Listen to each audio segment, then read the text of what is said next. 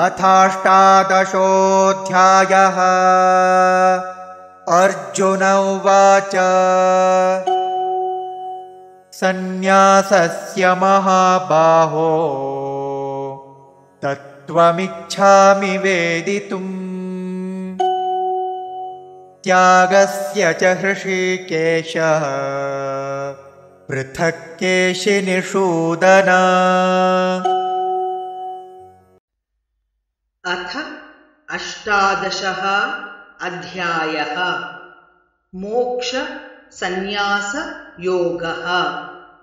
अर्जुनः उवाच संन्यासस्य महाबाहो तत्त्वम् इच्छामि वेदितुम् त्यागस्य च हृषीकेश पृथक् केशि निषूदन। अथ अष्टादशोऽध्यायः। मोक्षसंन्यासयोगः। अर्जुन उवाच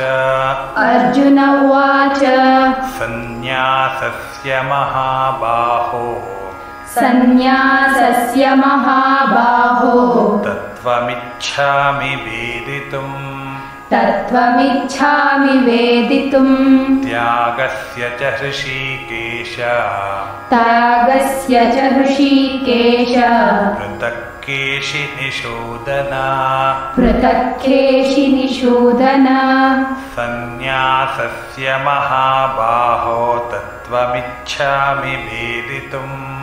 संन्यासस्य महाबाहो तत्त्वमिच्छामि वेदितुम् त्यागस्य च हृषीकेश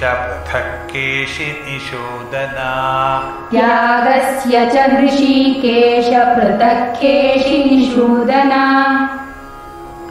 संन्यासस्य महाबाहो तत्त्वमिच्छामि वेदितुम् त्यागस्य च हृषीकेश पृथक् केशिनिषूदन।